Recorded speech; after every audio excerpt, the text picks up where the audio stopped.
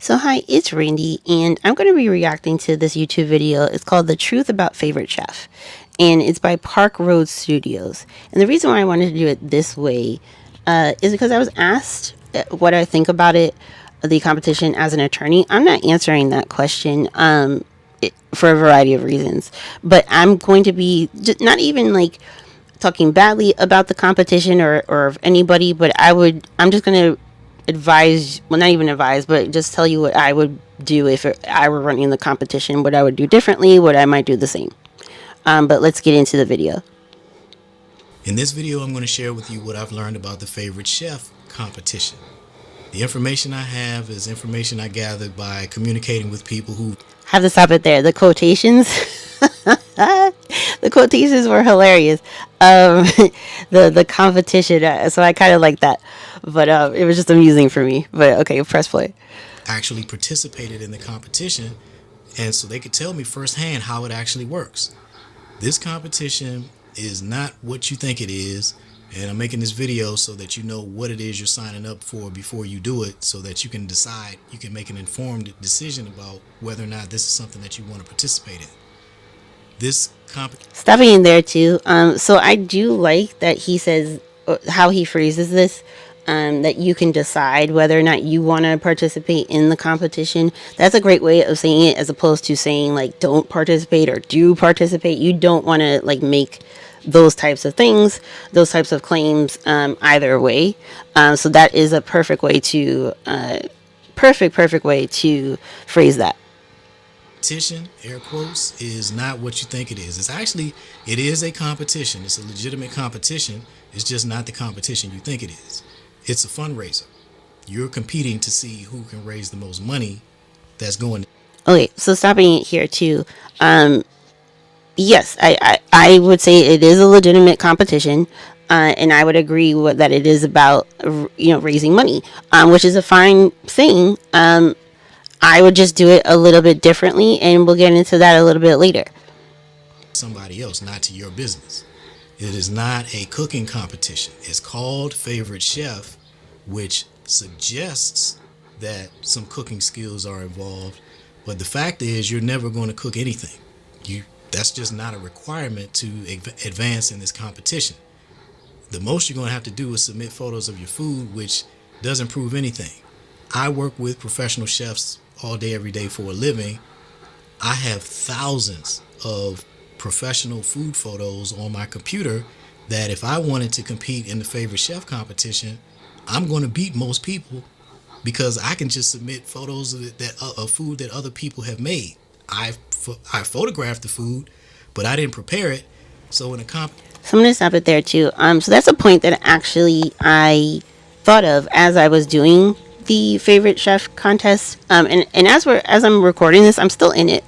I'm just not going to be promoting it like I was before, or asking for votes, and certainly I'm not asking for donations. Uh, if you want to donate after the end of this, then fine, but you're donating it to the foundation, which is a good foundation. But you're not necessarily donating it for me. Like, I'm not going to see any of that money, and that's something that should be clear. That I want to make clear to my supporters. But yes, I thought about this, the fact that there's no proof that you actually did these works of art in your submissions there. You really could have gone to a restaurant and taken a picture of it, especially if it's like a local restaurant that nobody really knows about. Like, you're not doing a national chain. You're doing some local guy, local restaurant that other people in other states may not know about, and you could take a picture of that. So when I was doing it, just in case I won and somebody challenged something that I did, like, oh, Randy didn't do that. Like, I took pictures, I took progression photos each and every time, and I also took progression videos. So I took a video where like I actually spilled some flour like on the kitchen counter, like something like that, so that you see that it is actually me preparing it. So pressing play again. competition where you don't have to actually prepare any just noting here that it's not just for people in the culinary field, it's open to everybody. So I'm in another field, I'm in the legal field. But the other thing, the reason why I'm not promoting myself anymore is because of the way the last round went. I'm now in the wild card round, but for days and weeks, I was number one in my competition, in my part of the competition, my group. And I didn't know that we could actually see who's in our group until another competitor told me about it, a competitor in another group, that by clicking on the words in their group, and now you could click on wild cards, the word wild card, you could see who's in my group. The person who beat me out, it was during one of the 2-for-1 days, and I didn't want my people to just keep giving money, so I actually told them to not do it.